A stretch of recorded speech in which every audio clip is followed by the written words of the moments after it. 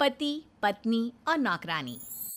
शीतल और अभिमन्यु की शादी को 5 साल हो चुके थे, लेकिन अभी तक उनका कोई बच्चा नहीं हुआ था।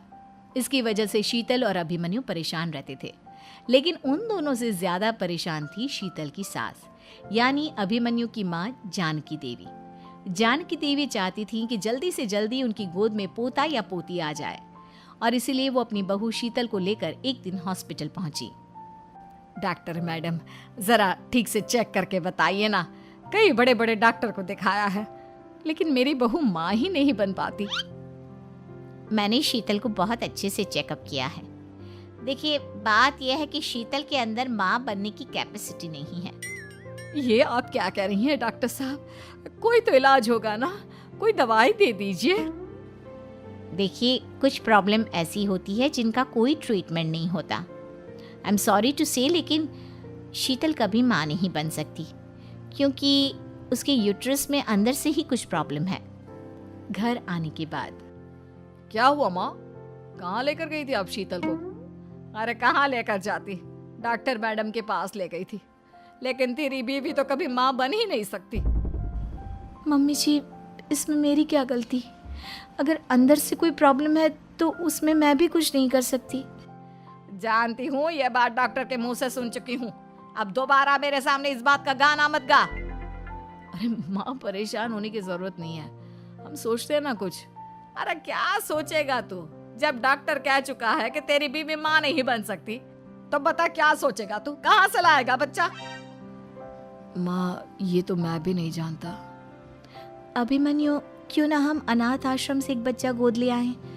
क्या फर्क पड़ता है बच्चा हमारा हो या गोद लिया हुआ? हाय, बड़ी बातें बनाने वाली। क्या फर्क पड़ता है? अरे क्यों फर्क नहीं पड़ता? मुझे इस वंश को आगे बढ़ाने के लिए मेरे बेटे का खून चाहिए, किसी दूसरे का नहीं। लेकिन माँ, आप जानती हैं कि ये अब पॉसिबल नहीं है। मैं कुछ नहीं जानती। मैं किसी पराये की औलाद को इस घर में अपना पोता या पोती बन के बढ़ता हुआ नहीं देख सकती। मेरा वंश मेरे बेटे के खून से ही आगे बढ़ेगा। लेकिन मम्मी जी, ऐसा कैसे हो पाएगा? आप अच्छी तरह जानती है ना, मेरा और अभिमन्यु का बच्चा नहीं हो सकता। तो मैं अपने बेटे की दूसरी शादी करवाऊंगी, और अपनी दूसरी बीवी से ये मुझे बच्चा पैदा करके देगा। ये आप क्या कह रही हैं माँ? मैं किसी और से शादी नहीं करने वाला। मेरे रहते हुए आप अभिमन्यु की शादी किसी और से करवाएंगी? मम्मी जी, आप ऐसा कैसे कर सकती हैं? तू बस देखती जा बहू, मैं ऐसा कैसे कर सकती हूँ। कुछ दिनों के बाद, अभिमन्यु, मैंने तेरे लिए लड़की ढूंढ ली है। माँ, मैं आपको कितनी बार समझाऊं, मुझे किसी से शादी नहीं करनी है। पहले मेरी बात सुन। ये जो चमेली है ना, हमारे घर में काम करने आती है, वो तुझसे शादी करने के लिए तैयार है। मम्मी जी, आप अभिमन्यु की शादी एक नौकरानी के साथ करवाएंगी?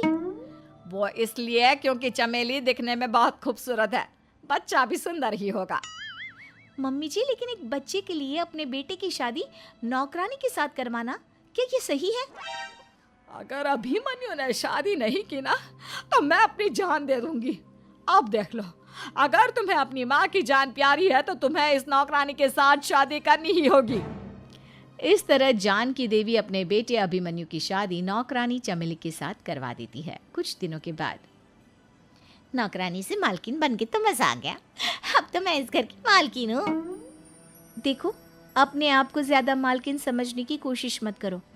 एक बार तुम्हारा और अभिमन्यु का बच्चा इस दुनिया में आ जाए, उसके बाद तुम इस घर से हमेशा के लिए चली जाना। अरे जाओ जाओ, किसी और के आगे बातें बनाना। एक बच्चा तो पैदा नहीं कर सकी, बढ़िया आई। जाओ, जाकर मेरे लिए कॉफी बना कर लाओ। नौकरानी मैं हूँ या तुम? मम्मी जी, देखिए ना शीतल मुझसे किस तरह से बात कर रही है। शीतल, तुम्हें पता है ना चमेली प्रेग्नेंट है, मेरे बेटे के बच्चे की माँ बनने वाली है। वो जैसा कहती है वैसा करो। लेकिन मम्मी जी, वो मुझे नौकरों की तरह ट्रीट कर रही है। अरे तो करेगी ना, वैसे भी बहू तुम हो किस काम की? एक बच्चा तो पैदा नहीं कर सकती। जाओ, अब घर के सारे काम करो और चमेली को आराम करने दो। थैंक यू मम्मी जी, भगवान आपका भला करे। आप नहीं होती तो मैं नौकरानी से महारानी कैसे बनती? देखो, तुम्हें जो चाहिए सब मिलेगा। खूब खाओ पियो, मजे की जिंदगी जियो, लेकिन बस मुझे एक बच्चा पैदा करके दे दो। कुछ दिनों के बाद, मम्मी, बच्चे के लिए आपने मेरी शादी चमेली के साथ करवा तो दी, लेकिन दिन और रात का चैन मिट गया है। सारा दिन शीतल और चमेली की बहस चलती रहती है। अब शीतल को इस घर में रखने से क्या होगा? मैं तो कहती हूँ उसे घर से निकाल दो, है भी किस काम की। मैं ऐसा नहीं कर सकता माँ, वो मेरी पत्नी है, उससे बहुत प्यार करता हूँ मैं। तुम्हारी पत्नी चमेली है, चमेली, उससे प्यार करो। अरे तुम्हारे बच्चे को जन्म देने वाली है वो। अभिमन्यु, मैं खुद ही इस घर से चली जाती हूँ। वैसे भी अपने ही घर में नौकरों की तरह रहकर परेशान हो चुकी हूँ। घर की नौकरानी मेरे ऊपर हुक्म चलाती है, वो तुम्हारी पत्नी बन चुकी है। अब मेरा इस घर में क्या काम? अभिमन्यु के बार बार रोकने पर भी शीतल उस घर से चली जाती है।